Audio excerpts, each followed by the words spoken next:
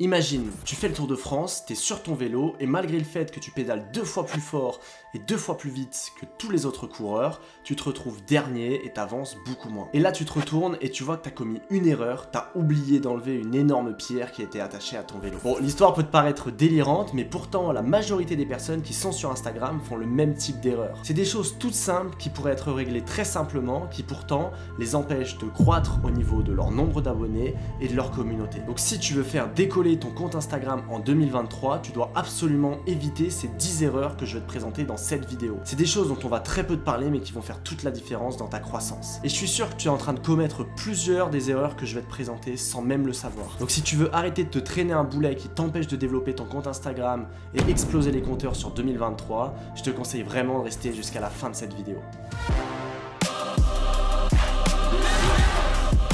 La plupart des personnes qui veulent se développer sur Instagram souhaitent toujours plus d'abonnés parce que c'est quelque chose qu'on peut chiffrer et qu'on peut regarder directement, mais ils font une erreur. Parce qu'il y a une grosse distinction à faire entre communauté d'un côté et abonnés de l'autre. Des abonnés, ça va juste être un chiffre, un nombre que tu vas avoir sur ton compte Instagram, mais ça ne veut pas dire que ces abonnés vont s'intéresser à ton contenu, à ce que tu fais et vont s'intéresser à tes différents projets.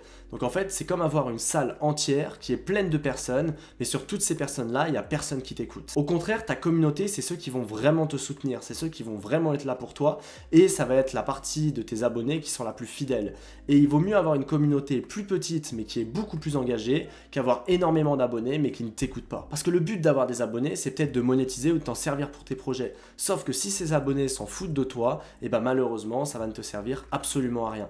C'est pour ça que je te conseille vraiment de te concentrer sur avoir une communauté forte sur laquelle tu peux avoir un lien émotionnel avec ton audience qui est assez fort et une relation assez forte avec ton audience et naturellement tu verras que ton audience va se développer même bien plus vite de cette façon plutôt qu'en cherchant sans cesse à avoir une course au plus grand nombre d'abonnés mais qui a rien derrière. Imagine deux boulangeries qui vendent le même pain, sauf qu'il y en a une qui va être super belle, qui va avoir une super devanture et l'autre qui va être absolument horrible. Et bah je peux te garantir que quasiment 100% des gens iront dans la boulangerie qui a une belle devanture. Et bah c'est exactement pareil avec ton compte Instagram. Optimiser ton compte Instagram, que ce soit visuellement ou même en termes de référencement, ça va être super important parce que ça va être la première approche et le premier contact qu'auront tes futurs abonnés avec toi et avec ton compte. Donc pour ça, c'est d'avoir à la fois une photo de profil, un nom de profil, un nom d'utilisateur ou encore une biographie, des stories à la une qui soient cohérents et qui soient impactants pour que la personne qui arrive sur ton compte, dès le début, voit l'impact de ce que tu peux lui apporter.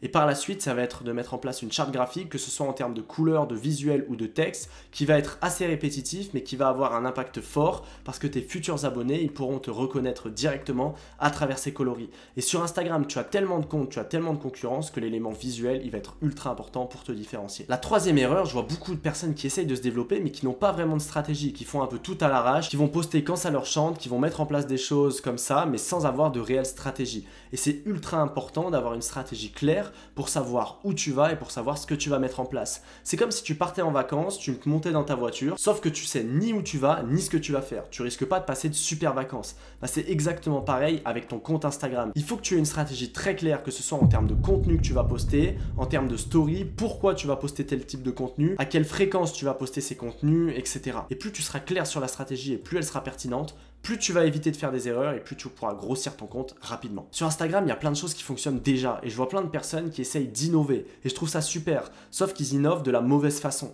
En fait, ils essayent de créer des concepts ou des types de contenus qui sont totalement différents de ce qui marche et donc ces types de contenus-là ne marchent pas. Et quand tu regardes sur Instagram et notamment dans ta thématique, quand tu regardes les différentes pages qui ont le plus d'abonnés dans ta thématique, tu vas voir que souvent il y a le même type de contenu qui revient, que ce soit au niveau de la forme, des couleurs, de la typographie ou au niveau du fond avec les mêmes sujets qui sont abordés. Il y a du contenu qui va être naturellement mis en avant, que tes futurs abonnés ont l'habitude de voir et donc qui va naturellement beaucoup mieux marcher. Le but, ça va pas être de copier, mais ça va être de modéliser ce qui marche déjà, surtout si tu débutes sur Instagram, pour comprendre qu'est-ce qui fait qu'un post fonctionne ou pas et pour mettre toutes les chances de ton côté d'avoir un post qui fonctionne, donc d'attirer de nouveaux abonnés et d'attirer du trafic sur ton compte. La cinquième erreur, elle est un peu liée. On retrouve aujourd'hui des personnes qui font du contenu qui est trop répétitif, notamment des personnes qui se sont mises sur le contenu Reels et qui vont faire tout le temps le même Reels avec le même format où par exemple ils vont répondre à une question ou alors ils vont donner des conseils, 3 conseils pour perdre du poids, 3 conseils pour te muscler, etc. Mais en fait le contenu va être assez répétitif. Et le problème avec ça, si on ne varie pas ces types de contenus, que ce soit entre des photos, des carousels,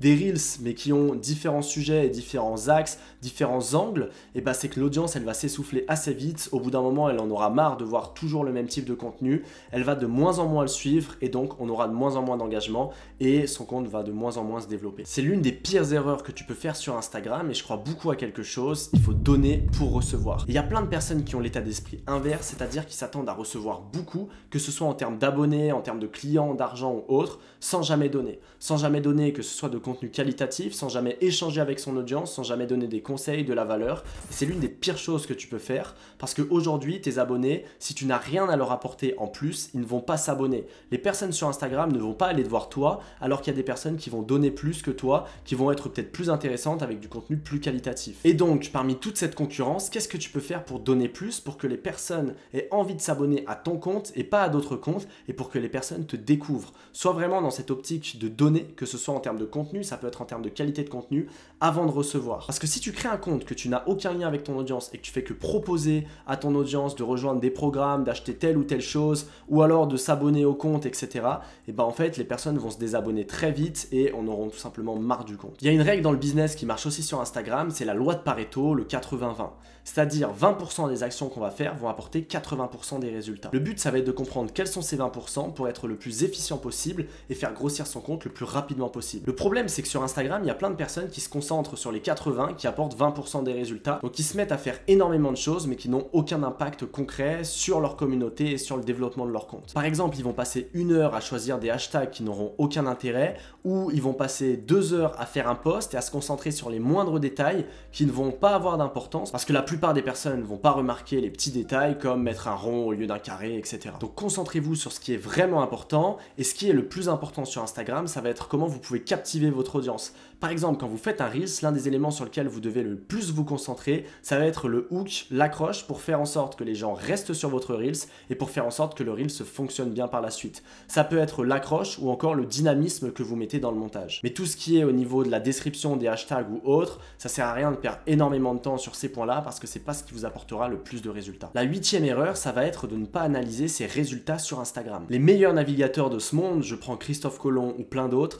ils avaient des données pour savoir exactement où ils allaient et où ils en étaient. Et sans ces données, sans carte, et bah Christophe Colomb, il aurait peut-être jamais découvert l'Amérique et il serait peut-être mort au bout de 2 semaines. Et bah c'est exactement pareil avec Instagram, parce que les humains peuvent se tromper, mais les chiffres jamais. Et le problème, c'est qu'on peut avoir un compte Instagram qui fonctionne extrêmement bien avec de bons chiffres, mais vu qu'on a fait un Reels qui a fait un peu moins de vues, on peut se dire ok, ça fonctionne plus autant, et donc on se base sur ses émotions, pas sur les chiffres, et on change une stratégie qui pourtant marchait très bien. Ou inversement, on crée que du contenu qui est assez émotif, qui nous plaît, sauf que ce contenu-là ne plaît pas du tout à notre audience, donc n'a pas de visibilité, et donc vu que c'est du contenu qui est émotif, qui nous tient à cœur, on se dit qu'on va continuer alors qu'au final, il n'apportera jamais de visibilité. Donc fiez-vous toujours aux chiffres et analysez régulièrement, que ce soit toutes les semaines, toutes les 2 semaines ou tous les mois, vos chiffres, voir ce qui a bien marché, voir ce qui a moins bien marché et voir comment vous pouvez optimiser tout ça. L'avant-dernière erreur, c'est de ne pas comprendre la plateforme et son utilité. Imaginez-vous jouer au poker contre une personne qui ne connaît pas les règles. Et bah ça sera beaucoup plus simple pour vous de gagner la partie parce que la personne en face ne connaît pas les règles. Sur Instagram, c'est exactement pareil. 90% des personnes qui sont sur Instagram ne connaissent pas vraiment les règles de la plateforme. Donc si vous savez comment la plateforme fonctionne, si vous savez exactement comment l'algorithme fonctionne, comment vous pouvez être mis en avant ou non, ça sera beaucoup plus simple pour vous de faire grossir votre compte parce que vous allez voir ce qui se cache derrière et ça sera beaucoup plus simple pour vous de comprendre ce qui fonctionne ou non. Et si vous voulez comprendre comment fonctionne la plateforme Instagram, n'hésitez pas à vous abonner à cette chaîne, je sors régulièrement des vidéos et il y a certaines vidéos que je vous mettrai en description qui peuvent aussi beaucoup vous aider. Et la dernière erreur, c'est de ne pas suivre les tendances, les nouveautés de la plateforme, mais aussi les mises à jour et toutes les nouvelles fonctionnalités.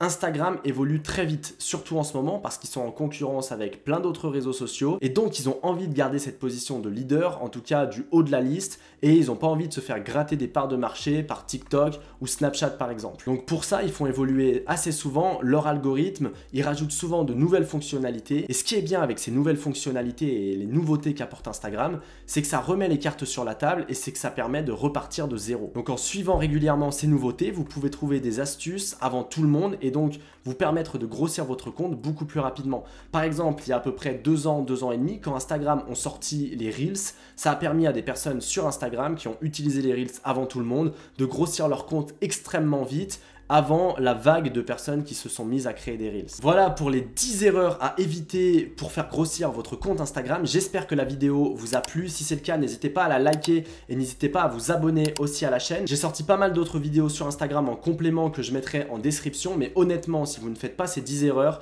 vous allez être meilleur que 80% des personnes qui sont sur Instagram et avoir plus d'impact que 80% des personnes. Donc je vous invite vraiment à appliquer ces conseils. Encore une fois, likez la vidéo si ce n'est pas encore fait et si ça vous a plu. Et nous, on se retrouve très vite pour une prochaine vidéo. C'était Mathis. Ciao.